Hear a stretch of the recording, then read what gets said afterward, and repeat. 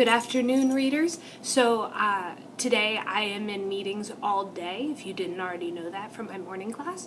So there is a guest teacher with us here today.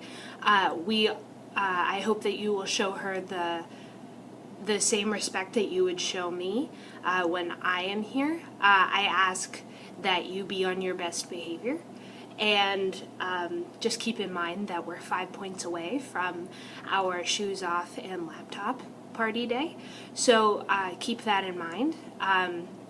Today we're going to continue talking about main idea. Yesterday we looked at this book, Beavers, by Ellen H. Moore. And today we are going to take a look and think about what is the main idea of this book called Things with Wings by Carson Cree. So we're going to go ahead and get started. We're going to use the same things that we used on our anchor chart. Just keep in mind that so this may be backwards depending on the video. I'm not sure. I'm going to play with it and see if it works on the computer. If not, we're just going to be flexible and you can look at the anchor chart as you watch this video. So we're going to read this book, Things with Wings. So the first thing I do is I think about what does the author want me to know about this book. So I'm going to keep that in mind as I'm reading. Second, I'm going to look at the title. Well, Things with Wings, obviously, and there's a big picture of this butterfly on the front. So I'm guessing that it's probably going to be about things with wings. So it might tell me a little bit about butterflies, and I'm wondering maybe what other things with wings the author Carson Cree is going to tell me about as I read this book. So again, we look at the table of contents, and we know that the table of contents tells us all the headings and the chapters within the book. So I see this one says, what things can fly, ladybugs, wings and stings, butterfly flutters. Oh, I notice already that this author did what we did in our informational writing, and we came up with creative ways of naming our chapters, so it wasn't just boring old titles. It gave really interesting headings. So instead of saying like bees or hornets, it said wings and stings. Keep that in mind as you do your writing today as well. Butterfly flutters, dancing wings in a flap, hovering hummingbird, taking off, hunting on the wing, wings underwater, flightless wings, furry flyers, flying without wings, and prehistoric flight. So I'm thinking that this book, the main idea of this book is going to tell me about not just insects like butterflies with wings, but it's also going to tell me about birds because it talks about hummingbirds, and I know hummingbirds are a type of bird. And I'm looking and I see that there are furry flyers, and I'm thinking of birds that are also mammals, and I'm thinking of, or not birds, but things with wings that are also mammals, and I'm thinking of bats. So these are all kinds so I'm guessing that the author's main idea so far, the author wants me to learn about all different kinds of animals that have wings. So I'm wondering what it's going to tell me about them, though. So I'm going to keep flipping through and see what I learn. So we talk about how sometimes the main idea is stated in the first or last sentence of a book, and it says, what things can fly? So maybe this is going to give me a big idea of what this whole book is going to be about. Maybe it's going to touch on the main idea. So I'm going to read it a little more closely to see what it says. Birds, bats, and insects are the only animals that can truly fly. They all flap their wings to push themselves through the air. Insects such as bees, dragonflies, beetles, butterflies, and grasshoppers are the smallest flying animals. They have 4 wings, while bats and birds only have 2.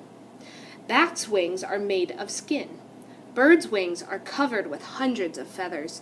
Even penguins, which fly underwater, have feathers on their wings. So it seems like the main idea is exactly what I thought it was going to be. It's going to be about birds and bugs and different kinds of animals that have wings. And it looks like it's going to talk a little bit more. I'm going to use precise words when I talk about the main idea. It seems it's going to tell us more about the different types of wings that there are, because it talked about how the insects have 4 wings, but birds and bats only have 2.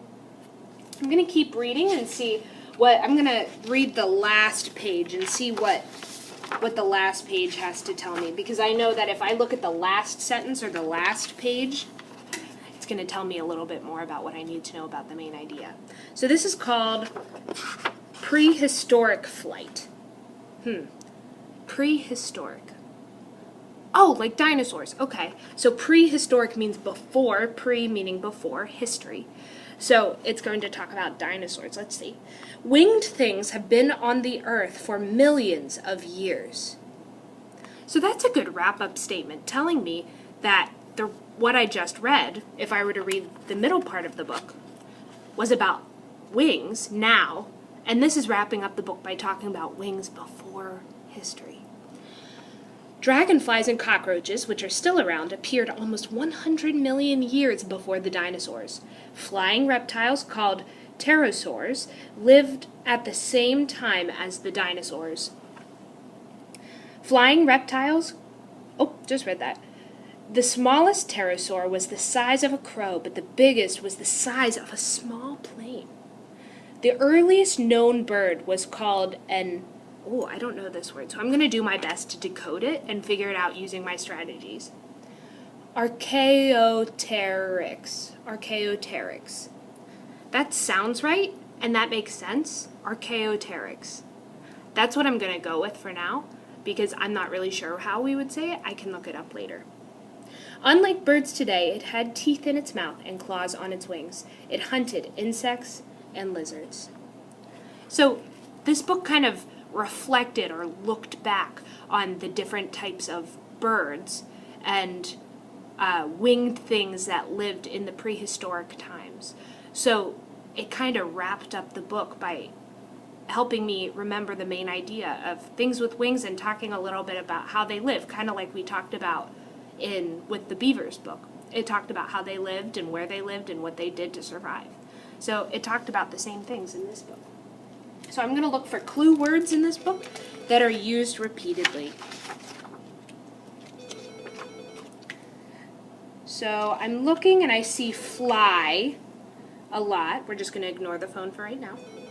I see the word fly and I see the word insect a lot. And I see the word wings for sure. I see the word wings for sure a lot.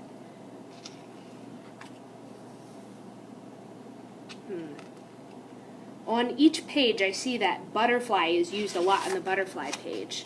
And I see bees and wasps used a lot on this page that's called Wings and Stings. Let's see, what else? Oh, I see the word tails a lot, because it talks about the different types of tails that things with wings have.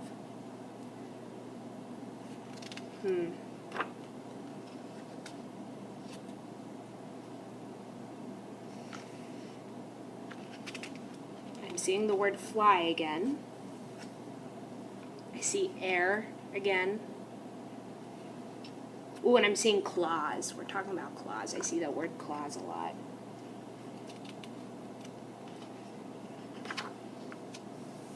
Underwater. Ooh, penguins. I can't read this page.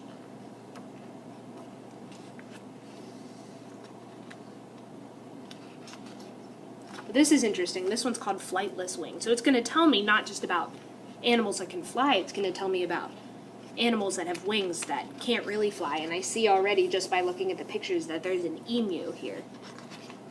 An emu might be a type of bird. I'm making a prediction and saying when I read it, it's going to be a type of bird that can't fly. Oh, and this is interesting, flying without wings. Interesting. So I'm thinking that this book, the main idea, from all the clues that I gathered using these five ideas for finding main idea, I'm thinking that this book is probably going to